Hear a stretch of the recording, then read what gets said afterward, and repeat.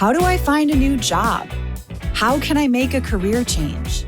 And the biggest question of all, can I really find a career that I love? Hey, my name is Jen Smith, and I believe career success doesn't have to be at the expense of living a radiantly happy and healthy lifestyle. As a former HR leader and recruiter turned career coach, I get what companies are looking for when hiring top talent.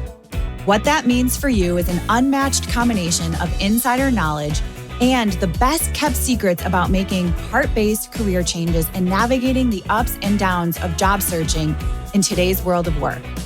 Whether you're a recent graduate navigating the job market for the first time or a seasoned professional ready for a career change, this show is for you. So grab your coffee or your kombucha, pull up a seat, and get ready to be challenged and inspired to move beyond your self-doubt and take the right next steps towards landing a career you love. Because you deserve a long, radiantly happy and healthy career. This is the Flourish Careers Podcast. Hello, and welcome back to the Flourish Careers Podcast. I'm Jen Smith, your host, and today marks the beginning of an exciting series tailored for recent graduates or early career professionals. And I'm calling this series From Classroom to Career. Today, in our inaugural episode, we'll discuss the art of crafting a resume when you're just starting in the professional world. Now, I have to say, whether you're a seasoned professional looking to refine your resume or simply curious about the nuances of crafting one, this episode is a must listen. So go ahead and share it with a student or a recent grad in your life, or tune in yourself to pick up a few pointers regardless of your current career stage.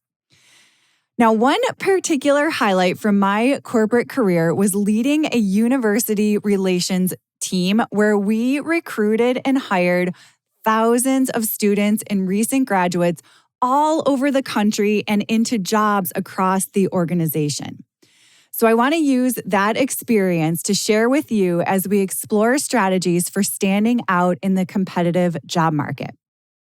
So today we're going to begin with how recruiters and hiring managers assess early talent. It's a little bit different than those with experience. Then we're going to get into the mechanics of writing a resume when you don't have a ton of experience to rely on. And as always, I'll include all of my insider tips and examples. So let's get to it. When recruiters assess resumes from recent graduates or those with limited work experience, they approach the process with a little bit of a different mindset and a more refined perspective. Unlike more experienced candidates who may be evaluated primarily on their past accomplishments and proven skills, recruiters understand that early career professionals are still developing their talents and experience. So instead of focusing solely on a candidate's track record, recruiters and hiring managers are prioritizing potential. This means that they're looking for indicators of future success and the ability to grow within a role or an organization. While past experiences and achievements are still meaningful, recruiters are more inclined to assess things like adaptability, willingness to learn, alignment with the company's values. They'll look at skills like communication, teamwork, problem solving, leadership abilities. All of these things are going to significantly shape a recruiter's perception of a candidate's potential. Now, for candidates with limited work experience, recruiters are still going to pay attention to things. They're going to look at academic achievements. They'll pay attention to extracurricular activities. Internships are huge. Volunteer work. Any of these experiences that are going to demonstrate that potential and commitment to professional growth. Recruiters understand that early career stages are all about laying the groundwork for future success, and they are willing to invest in candidates who exhibit promise, motivation, and a strong desire to learn and ultimately contribute to the organization's goals. So then, when crafting a resume as a recent graduate or an early career professional, it's essential to highlight academic experiences and the potential for future growth and impact. Now, before we dive into the mechanics of a resume, I want to mention a few things.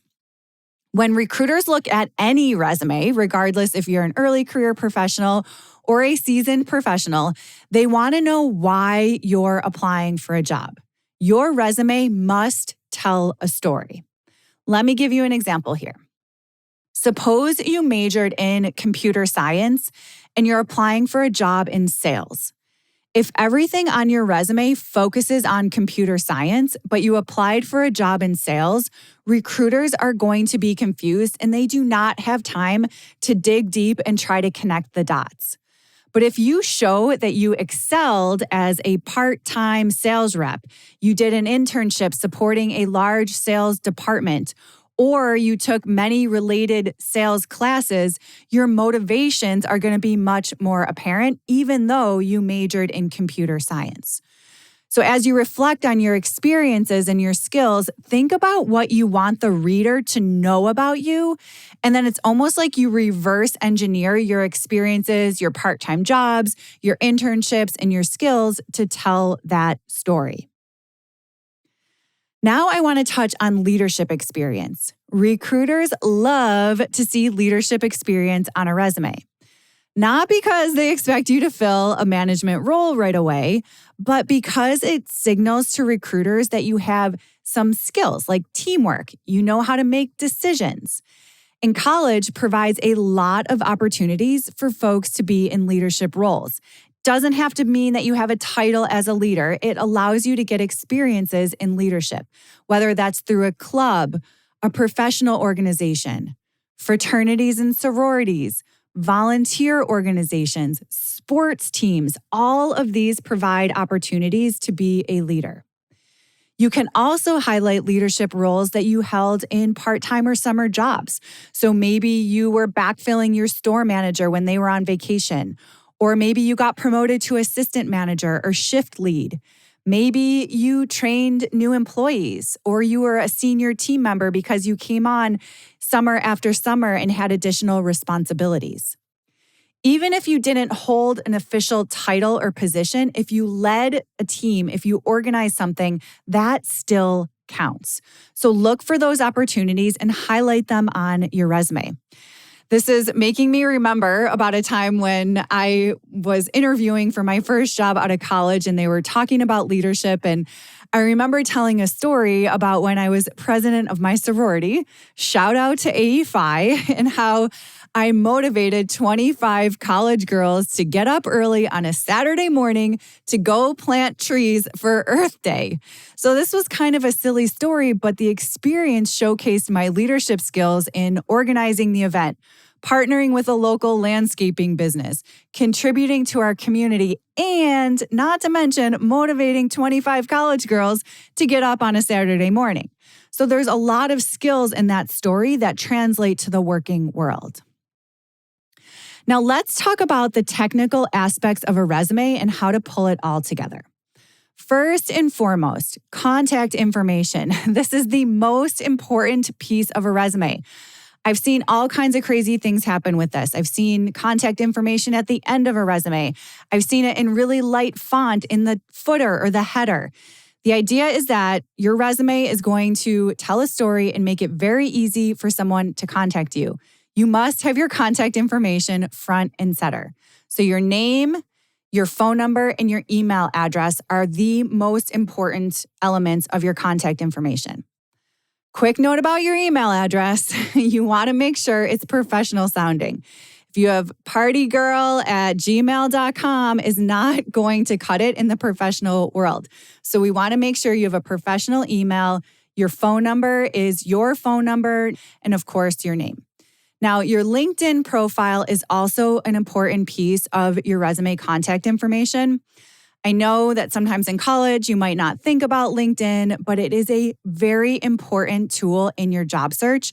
So if you have a profile and it's updated, you want to make sure that you add that to your contact information. Now, I want to touch on location. So, as an entry level candidate, you might be wondering whether or not to include a location, especially if you just finished school and you intend to move somewhere new, or potentially if you're looking for a remote role. And the answer here is really that it depends on whether or not you want to include it. So if you're applying to jobs where you currently live, go ahead and include your city and state. Full mailing addresses, this is for everybody, are not needed on resumes anymore. If you're applying to jobs in an area where you're definitely planning to move, you could leave your current location off and write relocating to whatever city and state you're moving to and leave that at the top of your resume, or you can also mention it in your cover letter. If you're not sure where you're headed, I recommend leaving your location off your resume. If you list an out-of-area location, you might risk getting disqualified by a recruiter who has no relocation budget. But if you leave it off entirely, you could land an interview and allow the company to learn more about you before discussing location. This isn't likely to create a relocation budget where there isn't one, but it might get you considered for the role if you can move without the company's financial support. The next piece after your contact information is to include a resume profile. This is a really key piece to share who you are, what you do, and what you're looking for.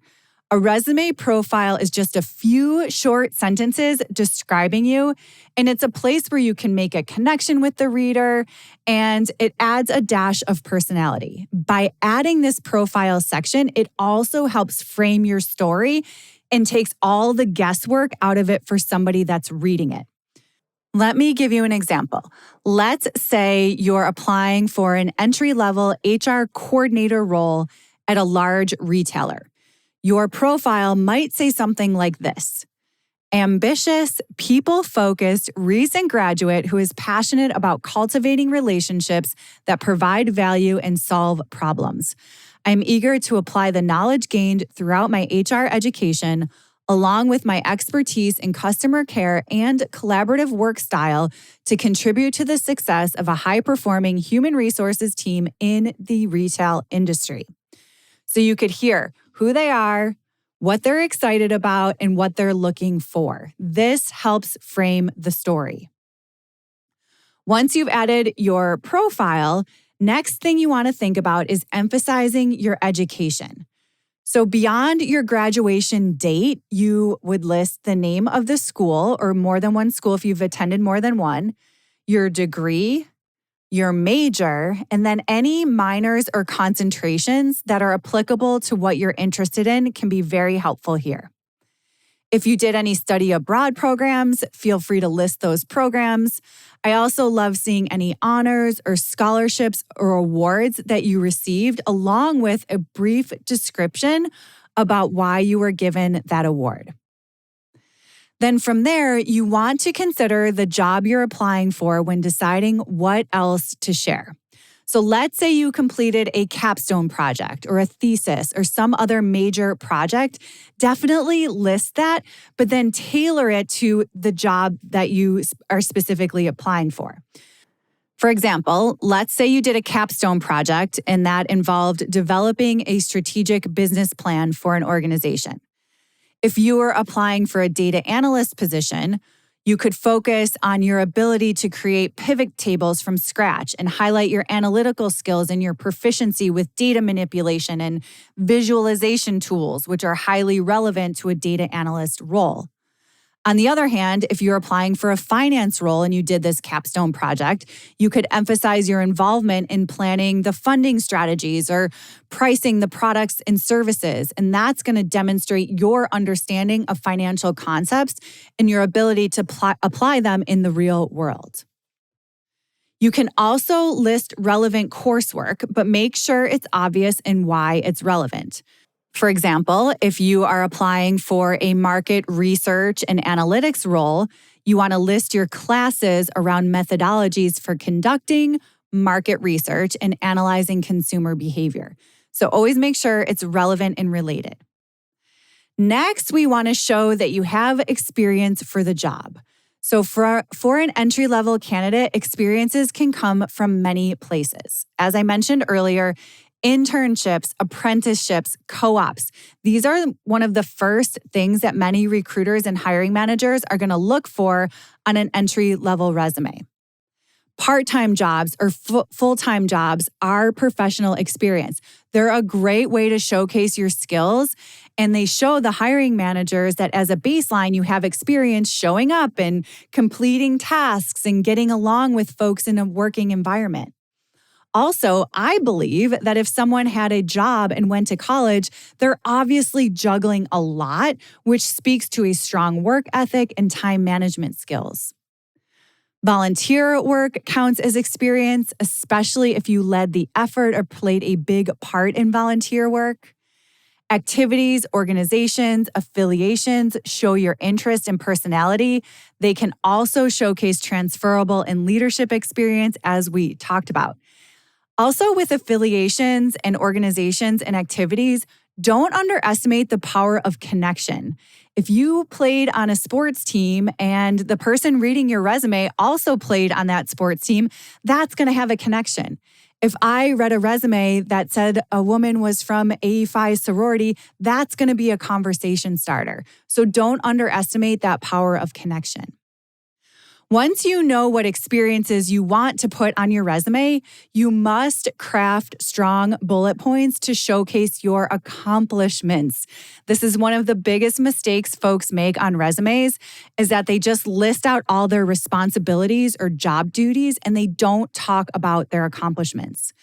The formula that I love to use for showcasing accomplishments is this: accomplished X by doing Y. So let's say you were a salesperson in a retail store over the summer. Obviously, recruiters know the basic job duties that entails, but they won't know that you were a stellar sales leader and made more than anyone else over the summer unless you tell them.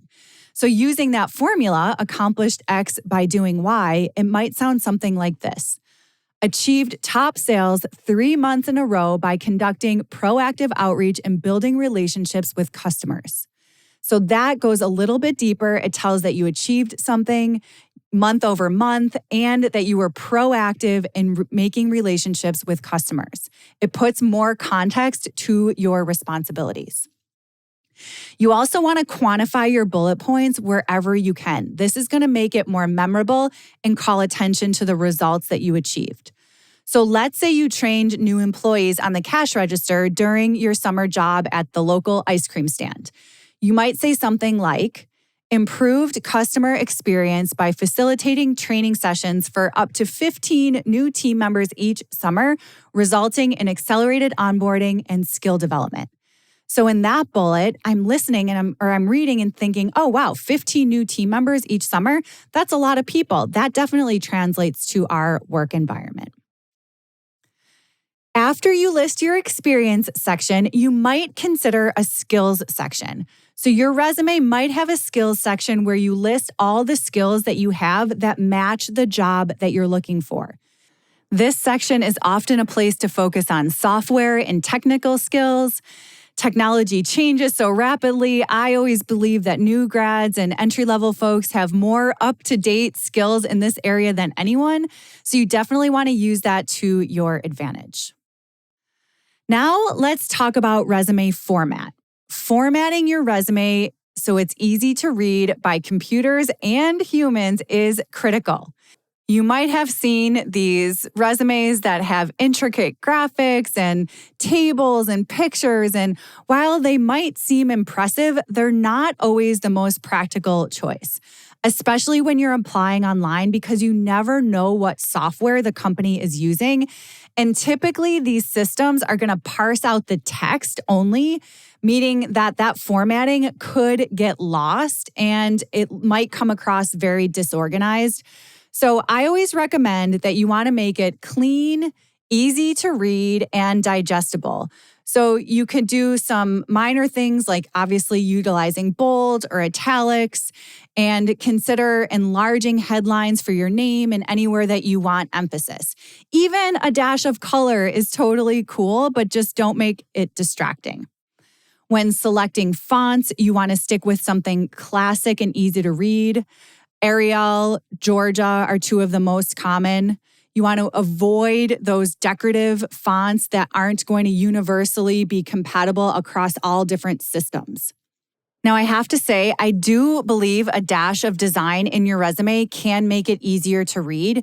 So I highly recommend getting a resume template from my affiliate partner, Get Landed. They're like $8, super inexpensive, very easy to read, and very easy to use. And so I'll add the link to the show notes.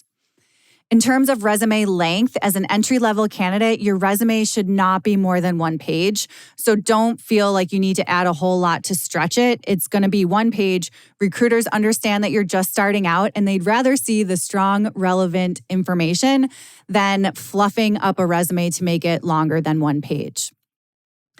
As we come to an end, I have to mention you must proofread your resume. Go back and check for any typos or grammar mistakes. Ask someone else to read it for you. A new set of eyes will often catch things that you may have overlooked. And of course, please save your resume with your first and last name. Trust me, my friends, I've seen resumes with other people's names, nicknames, a whole bunch of numbers, and it can be really confusing to a recruiter. So having a clear and professional file name is important so your resume doesn't get lost. Recruiters and hiring professionals are working so fast, and they might have multiple positions they're hiring for, and it's easy to get things confused. So if you have an easy to scan file name, it's going to make it much more simple for them to keep track of your information. You'll also come across as an ideal professional, which of course will help make a good impression on the hiring team. So there you have it, a crash course on resume writing for entry-level roles. If you know any recent grads in your life, go ahead and share this with them. Helping them craft a standout resume could be the first step toward their career success. Also, if you are a recent grad and need a boost to get your job search off the ground, check out the playbook over in the shop. Jumpstart your job search.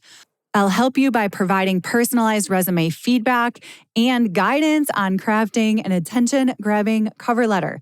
The playbook also equips you with strategies to impress hiring managers when preparing for interviews, framing your responses through memorable stories, and mastering your elevator pitch. With this comprehensive playbook, you'll gain the confidence and knowledge to land your first job successfully. So head on over to flourish.careers/shop. That's a wrap for this week, my friends. I'll be back next week with part 2 in this Classroom to Career series. As always, notes from this episode can be found on the blog at flourish.careers/blog. Thanks again. I'll talk to you next time.